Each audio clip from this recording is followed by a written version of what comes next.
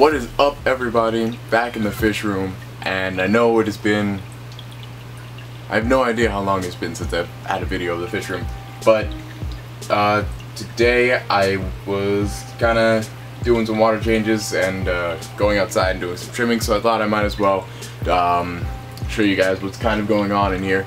Unfortunately, the light that I had that was kind of shining up these tanks on this shelf rack thing broke. I think it burned through its cover and then melted the light bulb. I did not know that that was a thing that could happen, but just turn my aperture up by a bunch and hopefully you can kind of see what's going on in here. There isn't a whole lot to talk about. Nothing's grown up that much. There's been a lot of spawns, so that's something. So yeah, let's just go talk about it. Alright, so first up on the list are the smaller tanks on the shelf. Gonna go ahead and get this tank out of the way just so I can actually move it out of the way, literally. In here is only that one cockatoides.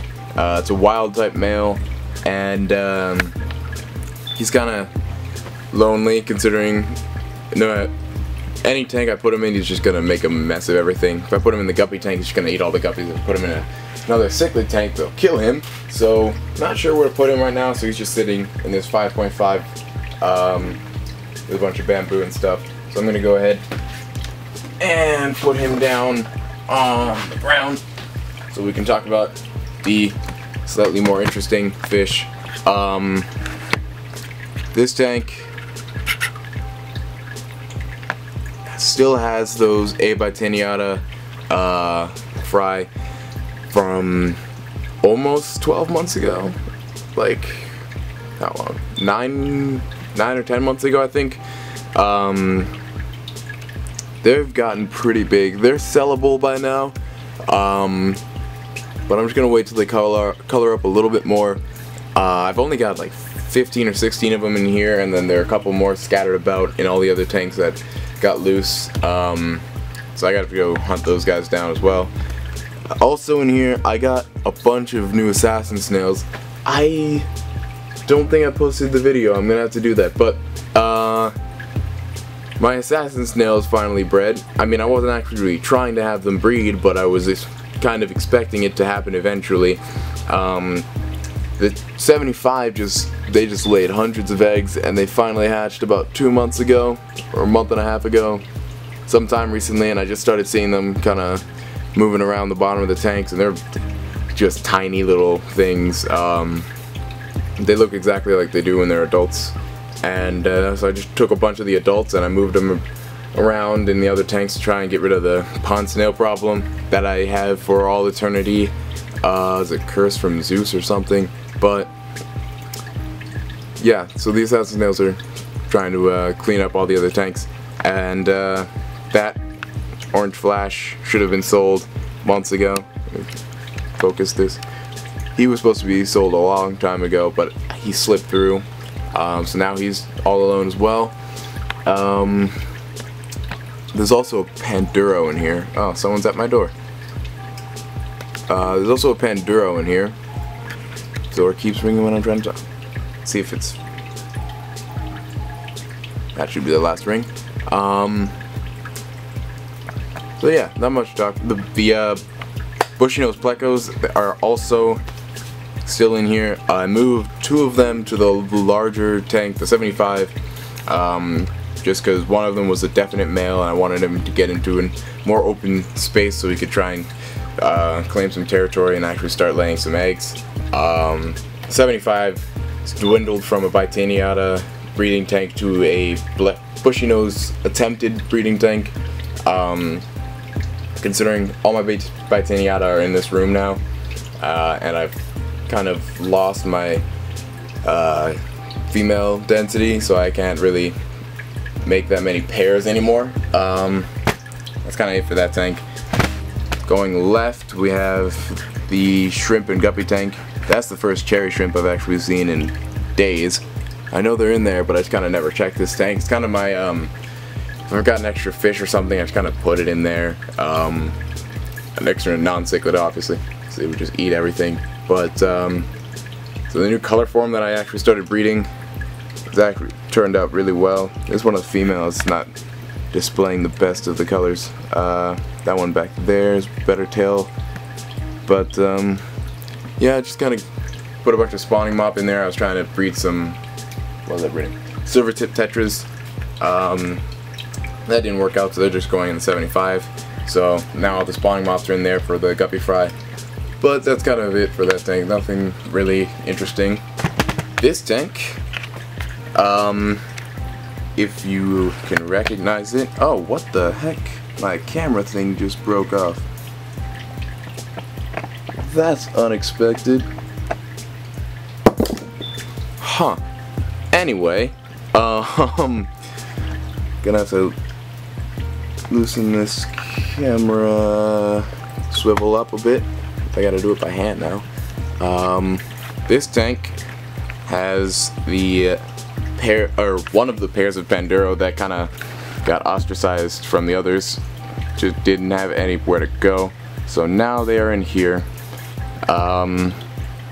They weren't actually a pair, I don't think. They were just kind of two of the opposite sex that were just not very high on their luck. So I decided to move them into the tank that the Cockatoides pair, the retired Cockatoides pair, was in, and it looks like she might have laid eggs, or maybe she's trying to convince the male to spawn, which is great timing because they were not doing anything earlier. Is he gonna go in, or is he just gonna hover around? Maybe she already has fry. I don't know. Hopefully she comes out of that cave in the next week with some fry. But yeah, the Panduro are doing really nicely. Got what, 2 more tanks of Panduro to talk about after this one, so I'm just gonna go ahead and get past this. If you want any like more in-depth videos on specific fish, you can just comment down below and tell me, because I just kind of do it at random or whatever interesting is happening. But if you want to see one of the specific fish, just tell me. Alright, gotta move this tank again. And the last breeding pair of Cockatoides that I have right now, hopefully I don't run out of Cockatoides, because that would be sad. There's the female. I do not know if she has a spawn right now, because she's just kind of been wandering around. She's been acting aggressively. You can see that her body markings and her gold coloration is that of a breeding female, but her actions don't really reflect it, so not totally sure. The male has gotten to the size of his elders, his parents, and his uncles and aunts and whatnot. Actually kind of better. Looks like they're spawning. They're getting ready to spawn again too. But his finish is way better than any of the other ones I've ever had. It's a lot more elongated, so that worked out pretty well. Hopefully I can get his line going. And a smaller female as well, so unfortunately they won't have that big of a brood, but hopefully she gets bigger. Looks like he's actually trying to entice her to spawn this time, so that's kind of interesting. And moving on, the 20 long that has Bytiniata Rio Tigre. I'm gonna skip over this one really quick just because they never come out and I have no idea where they might be. There are some fry that are just kind of swimming around. It's kind of impossible to get them with all the sphagnum moss, and the pair just never comes out behind that foam in the back, or at least rarely. So hopefully they are either spawning or caring for a brood somewhere I can't see them. Moving on, Richardi, he's the last one. No idea what happened to his buddy.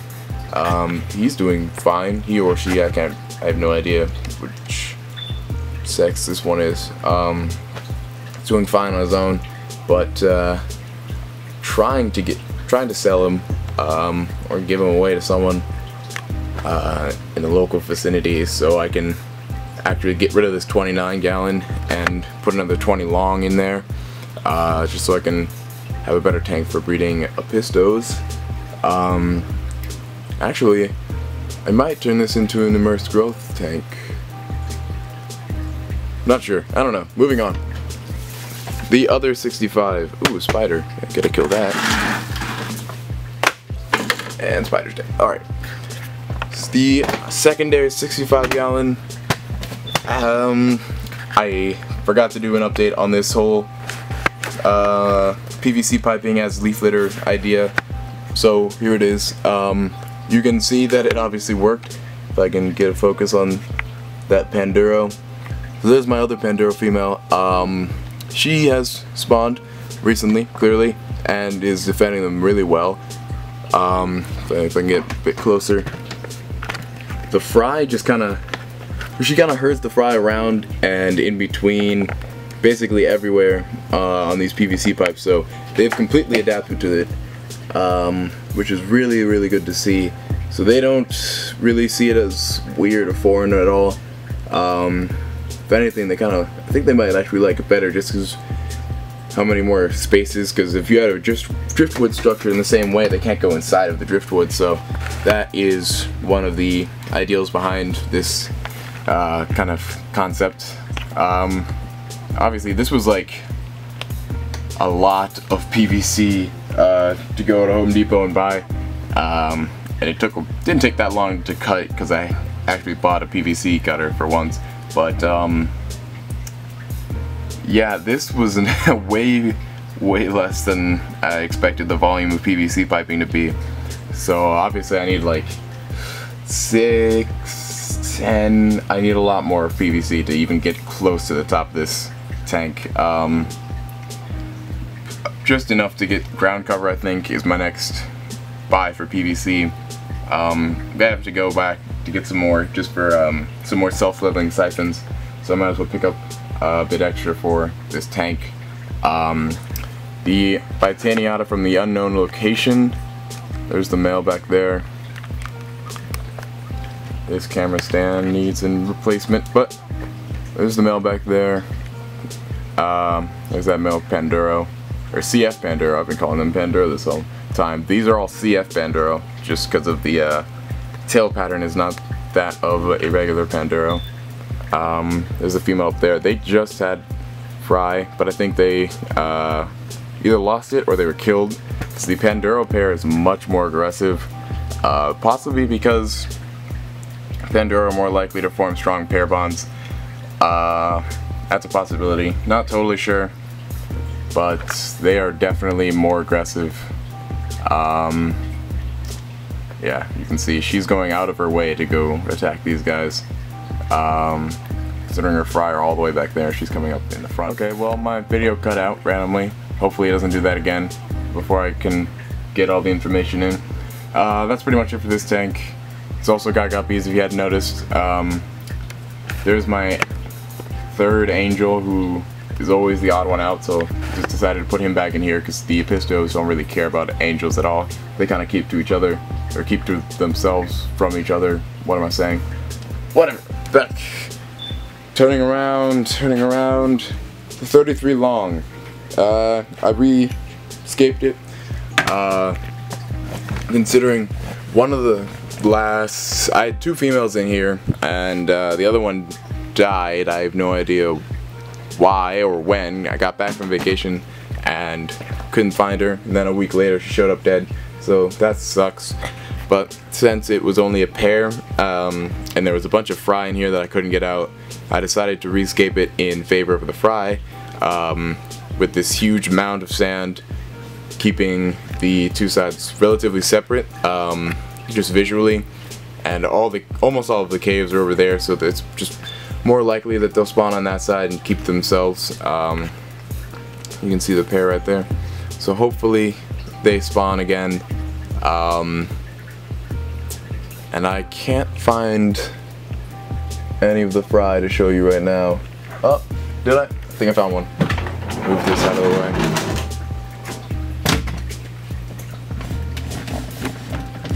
Move the camera down. Where do you go? There's one. You can see right to the left of the guppy fry, next to the wall. Can't really focus on them very well, but there's they're all about that size.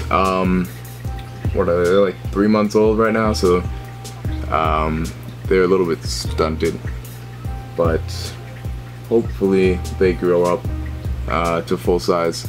I've also got a bunch of, what are they called, Malaysian trumpet snails in here, just to make sure that huge mound does not result in some kind of anaerobic outbreak. That's kind of it for the fish room, I guess. RO system changed a bit. Now it starts over there and goes over, starts going into there, and I've got a self-leveling siphon in there. Nope, that's wrong. I've got a float valve in there, so it'll stop from overflowing. That actually might need to be replaced because it was freaking out recently. And then a ball valve controls the flow to the rest of the tanks. So that tub gets prioritized over these tanks, and I can just turn the ball valve and turn all the water over here. Yeah, that's kind of it. Yeah, so I'll give an update on the 75 and what the other 65, the Garden of the Roots tank, looks like now.